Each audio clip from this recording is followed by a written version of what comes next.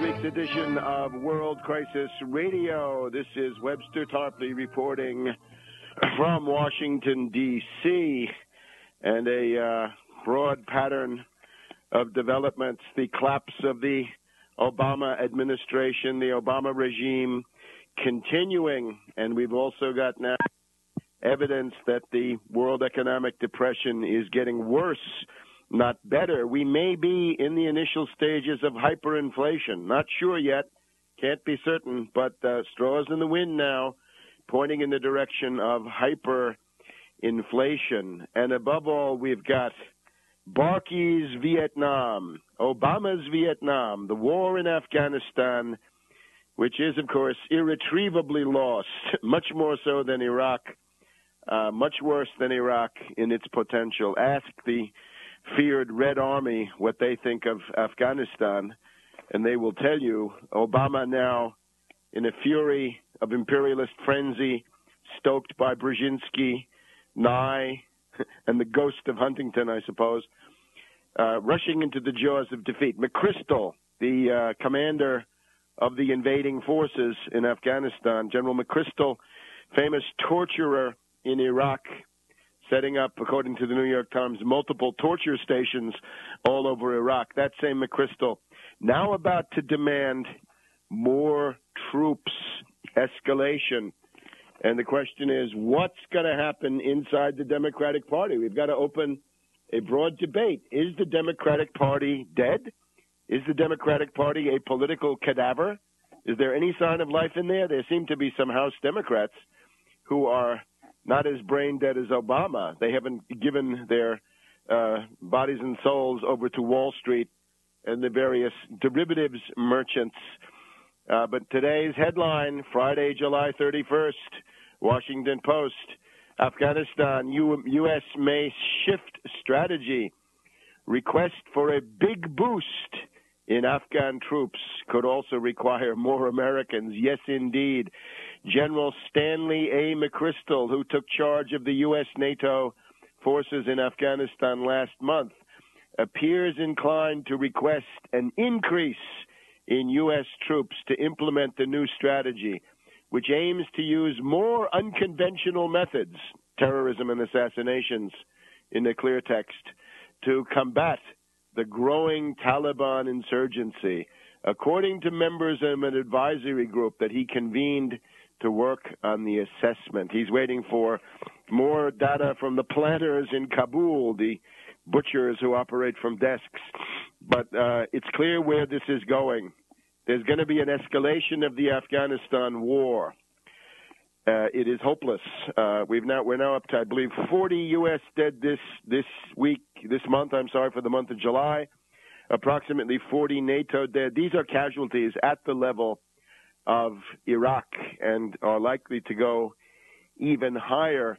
We had the interesting case this week of a leftist, a national public radio correspondent who had stayed behind. Her name was Susan Shays. She had decided to stay behind in Afghanistan at the beginning of the decade after the war, and she has now become an advisor to McChrystal. So we've got a leftist, a foundation-funded leftist, going over to the torturer of Iraq. And this shows the unbelievable ability of Obama to recruit leftists for wars that are now conducted under left cover with left slogans, right? Human rights, women's rights, nuclear nonproliferation, humanitarian delivery efficiency, and so forth. All kinds of new reasons to have the traditional CIA people power coup or to wage war, as we see here.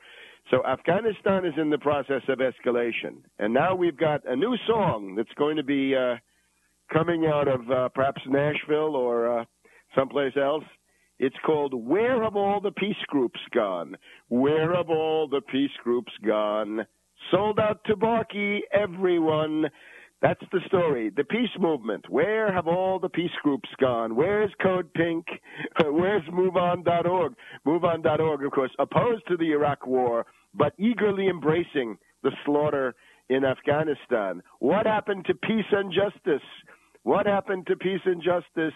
Code Pink and all the rest of them. Where are the Democrats.com and all the rest of this? Where are the peace groups? And one of our themes today is the need to open up a left opposition to Obama, to his left, where it's going to make the most difference, where it's actually going to change something. Strip off Barkey's left cover, you'll get concessions, and you'll get changes in policy, because that's the vulnerability. Right-wing attacks of the Limbaugh, Hannity, Newt Gingrich variety, worse than useless, because they help Obama.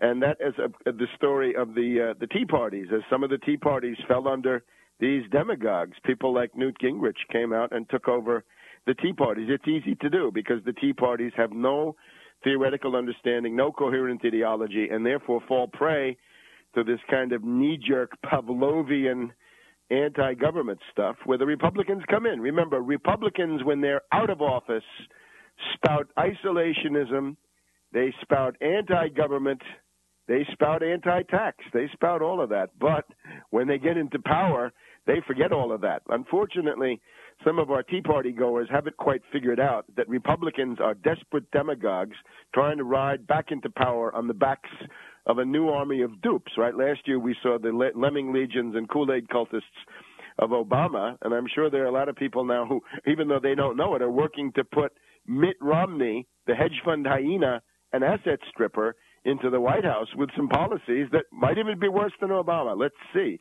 They'll certainly be as bad. So Afghanistan is now the arena of escalation. In Iran, there's going to be the inauguration of Ahmadinejad next week. And we're being told, of course, by the busy media hounds and media whores that the resistance, the green revolution, the green color revolution, the green people power coup inside Iran is rolling on and on. But I am, as you know, very skeptical. I think that this entire operation has now bogged down. And we're looking at the evolution of Ahmadinejad as he turns more and more against the mullahs and the ayatollahs and the grand ayatollahs of Qom. And as we've been arguing here, Ahmadinejad is likely to go in the direction of dumping the mullahs, dumping the strangulation of the Islamic morality police, and indeed the corruption of the mullahs, because the top mullahs, of course, Ayatollah Rafsanjani, former president, who is synonymous with the worst kind of graft, corruption, looting, stealing, and all the rest of it. So you dump those mullahs and set up what looks more like a traditional bureaucratic authoritarian government, and you get a new lease on life. You got a lot of popularity. You got a lot of people who say, well, this is actually an improvement. Now, here we have the Washington Post, Monday, July 27th.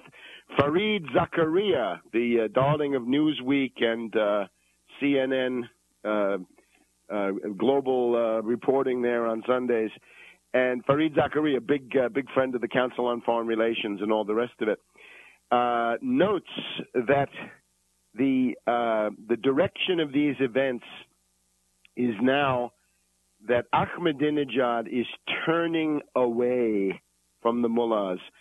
So we're seeing a group of grand ayatollahs, 6 grand ayatollahs from Qom, are attacking Ahmadinejad with a fatwa saying that it's okay to boycott Ahmadinejad's inauguration this coming week, as you're hearing it.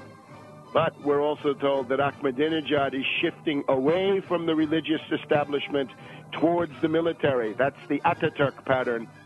That may be the future of Iran. Back in a minute.